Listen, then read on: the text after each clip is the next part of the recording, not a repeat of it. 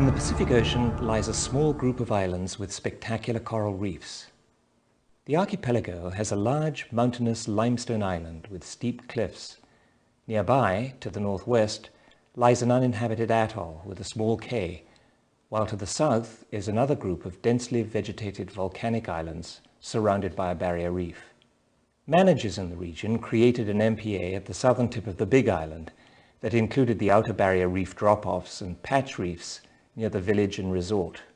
A second MPA was established to protect the endemic flora, the birds and turtle nesting beaches amongst the volcanic islands to the south. The sheltered lagoon waters enclosed by these islands were included incidentally and by convenience rather than by design.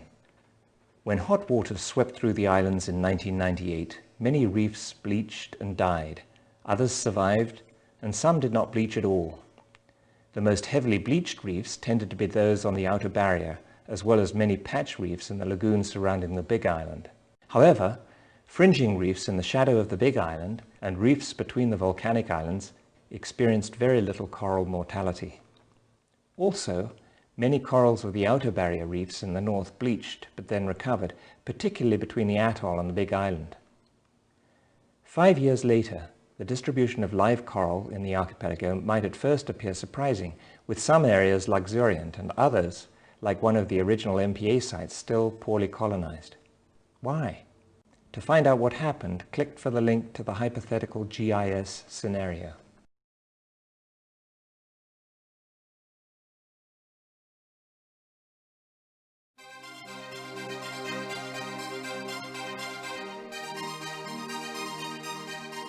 Well, as you know, our oceans are really changing. The fish populations are going down in numbers, the size of fish are going down. So it's very critical that we use tools that can help us revive the oceans and in fact bring some of these fish populations back to their historic levels. 70% of the protein in some societies comes from coastal foraging and fisheries. These are at risk if we don't look after reefs. Many years ago, I used to go to Emily for groupers, and now I don't know if you could get a grouper in Emily. Those days are gone, that's overfish. And we are pretty lucky to get a lot of fish, so we gotta preserve what we got. In Belize, there were at least 11 traditional spawning sites for grouper and other species of commercial fish. 9 of them have been eliminated by overfishing, and presently there are only 2 large viable spawning aggregations.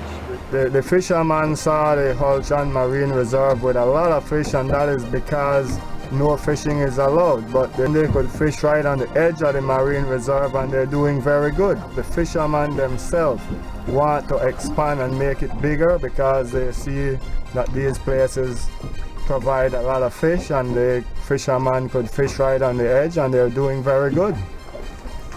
In December 2002, the Minister of Fisheries of Belize closed to fishing 11 traditional spawning sites in Belize. This was possible because of the involvement and endorsement from the Belize fishermen, who understood that eliminating the spawning aggregations was equal to eliminating the fisheries that sustain them. We really need to push the concept of fully protected areas as a tool to establish a form of protection for coral reefs for the long term. We tend to think about setting these areas aside to enhance fisheries populations, which we can, by targeting fish spawning aggregations, by working with the local communities, by working with the fishermen who realize that there are changes taking place, empowering them to help us identify the areas that are critical to sustain fisheries population. But also, the scientists have to help us identify the areas in the ocean, in the marine environment, particularly in the tropics, particularly in the coral reef environment, that we can set aside for future generations.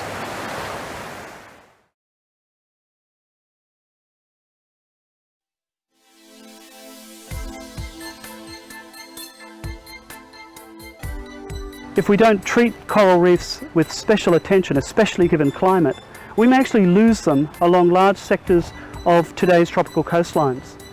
70% of the protein in some societies comes from coastal foraging and fisheries.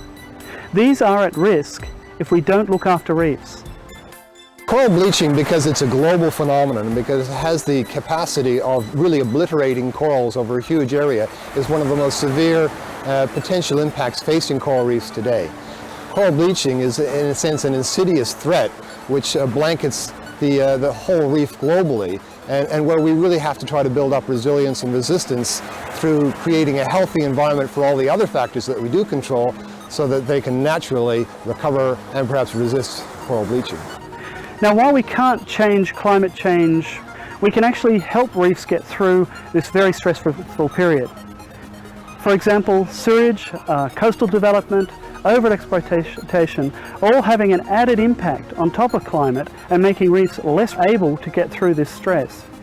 So it's an imperative that communities and managers that are in charge of reefs start to take a really careful look under this next 50-year period about how they're treating their reefs, and if anything, try to reduce the stresses to the minimum that's possible. Up until now, many of the threats that we've dealt with are local, such as fishing or a point source of pollution or a city. But the El Nino and coral bleaching is a global phenomenon. It's driven by global atmospheric processes, and it's driven by causes way outside of the reach of the local reef manager.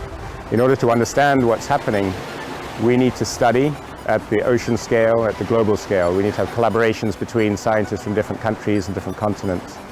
But even more than that, the managers and the MPA authorities need to talk between adjacent countries, set up management plans across countries that are consistent, where the MPAs are related to each other by distance and by connectivity. And at the government level, we need to work on the cause of coral bleaching, which is really global warming and reducing greenhouse emissions. The most recent scientific evidence is that there is hope, which is a good thing. But there are different scenarios. We need to work on the positive and the optimistic outcomes and make those happen.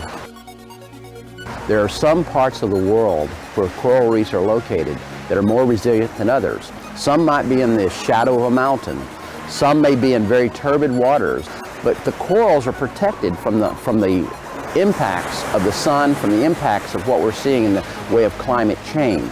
So we have found that there are pockets of healthy coral reefs that we can target and set aside for future generations.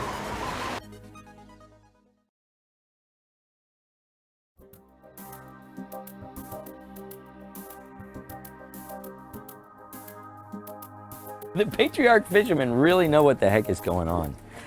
And so I talked to him. I spent a lot of time with him. When I realized that Will is a marine scientist, I told him all about this place, which is Gladden Split. I told him there's huge number of snappers spawning out there with whale sharks swimming. There's a couple of guys that really understand this thing really, really well. Eloy Cuevas is one.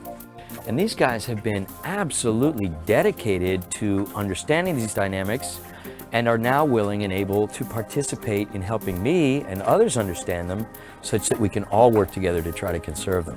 What has been happening in Belize is that a lot of our spawning banks have been slowly dying out, and so we saw a need to protect them. When we declare marine reserves, we say that we are using them as fisheries management tools, because one of the objectives of declaring marine reserves should be to enhance fisheries in the adjacent areas of that marine reserve. We took some fishermen from southern Belize up to some of these marine protected areas up in the northern part of the country, and we snorkeled out there, and there was so many fish there that really blew the fisherman mind. And that gave the fishermen them a good chance to see what a good marine reserve look like, and that encouraged them even more to work harder to make this place a marine protected area. And Eloy Cuevas had the trust and confidence in me to take me there and show it to me. We were able to draw graphs of the annual abundances of reef fish at certain places based on, you could say, anecdotal information, but it's fact, okay? These guys live it, they know it, they work it. The mutton snappers aggregate to spawn in April and May every year in massive quantities, and they're there to fish them, and this is how that project began. Many years ago, I used to go to MLA for groupers, and now, I don't know if you could get a grouper in MLA.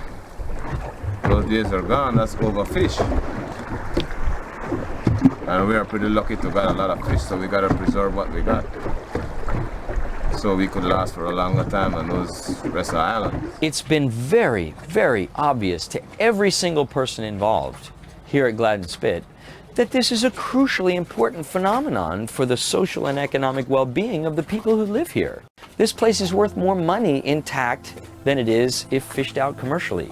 It's not that complex. Everybody figured it out, and everybody is supportive of that vision. Most of the time here in Belize is the community try and put things to the NGO of what they want. For instance, marine protected area, a lot of the communities now, they're asking for marine protected area to set up in their area so they could be benefit one way or the other. They need to see the economic benefits where they actually have a tourist in their boat and they're making some money. When they realize that they can make more money with less stress with the tourists than going to the sea to fish, because going to those high seas is not an easy job, right? Then they will begin supporting this kind of initiative. And so I think that once people taste this new ventures, that they can go into, they will support it fully. I am a fisherman and I mostly sport fishing now, but I used to be a commercial fisherman that used to fish these aggregation sites as well. But over the years of working all up and down this reef, looking at spawning aggregation, life have changed.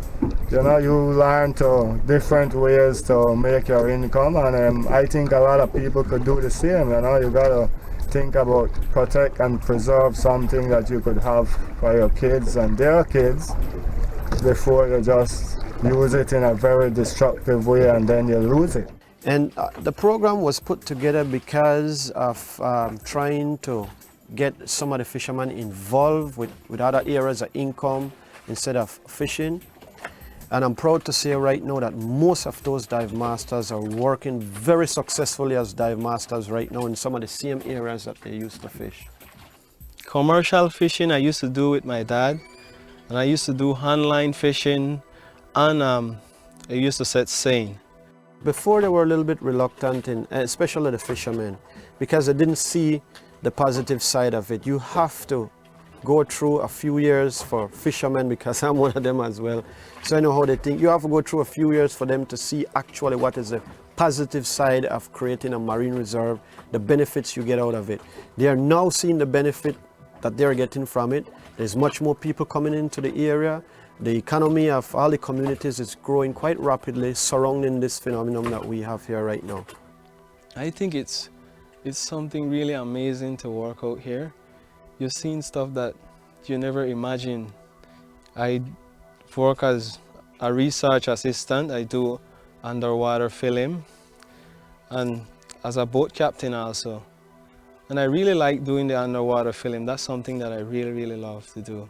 Fly fishing, for commercial fishing, I think fly fishing is really good because you're not carrying down the fish stock and you're catching and release. You're catching and you could come back and catch the same fish that you release. In December 2002, the Minister of Fisheries of Belize closed to fishing 11 traditional spawning sites in Belize. This was possible because of the involvement and endorsement from the Belize fishermen, who understood that eliminating the spawning aggregations was equal to eliminating the fisheries that sustain them. Most of the fishermen at first, when they heard about marine protected area, they all used to believe that it was a place that they wouldn't be allowed to go in and fish anymore. So most of the fishermen, they were against marine protected area until when they went and looked around in some of these different protected area in northern Belize, is when they really understand that there's different activities that rises from these marine protected area and give you a different way of making an income. It's not just fishing. It could involve tourism and a lot of different activities that you could get involved with. Our snappers are still in a fairly good health. We have not depleted them completely, and hopefully by having these new reserves, these new laws now, we'll be able to bring them back as they were initially.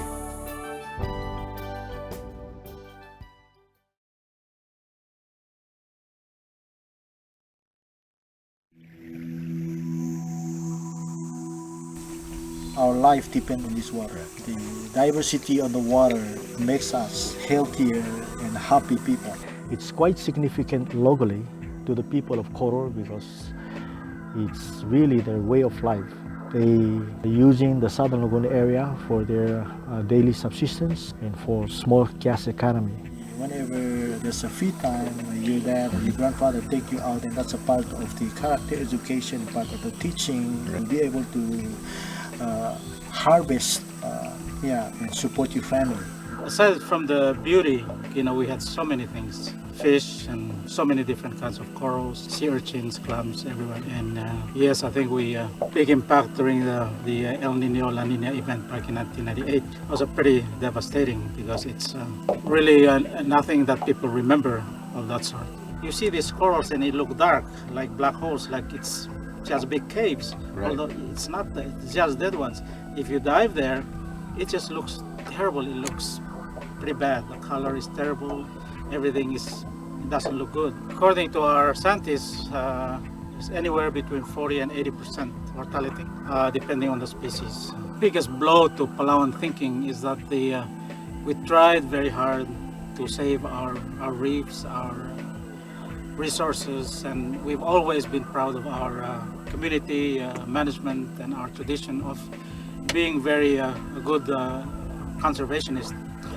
The bleaching gave us a very big message that we cannot hide from the global change. So it completely changed the thinking that maybe we can't only do something ourselves as the local. We need to participate in bigger global initiatives on coral protection. Rod Sam has been studying bleaching since 1990. I went to Palau in 1999, 1 year after the mass bleaching event. I wanted to find out from the scientists there where corals had died and where they had survived. It turns out that our observations in Palau have helped people to change their understanding about mass bleaching and how to respond. All the fringing reefs on the west coast are usually very turbid because of the land and the rivers and stuff. It's not, the water there is not really clear. And if we look at our spot check data, the best reefs are the fringing reefs. And those were from the west coast of Palau. Yimnang's observations coincided with my hypothesis that cloudy waters might help screen corals from the damaging effects of ultraviolet light that, when combined with hot water, cause corals to bleach and sometimes to die. Next, Yim took me to one of his study sites in the Rock Islands at Nico Bay called Reef 29. Here he showed me a reef that was rich in coral diversity and luxuriant in growth. He felt that shading from the steep, high island and overhanging vegetation had protected the corals from bleaching. This whole bay is just very unique and very diverse. With the shading of this, because this is the rock island, so it's always shaded. So the key thing is the width of this ledge under the overhang and how far out it extends. And if I understand from you, the wider it is, the more coral survives. We have a couple more sites like this site. We have the Tao, also in the Rock Islands. The corals there are still doing really well. We also have the site in Maralong, the Pat Reef in Maralong, where we have good coral cover there and good a lot of young recruits. Our best area for recruitment is outside on the barrier. On the barrier reef. That we have good recruitment there.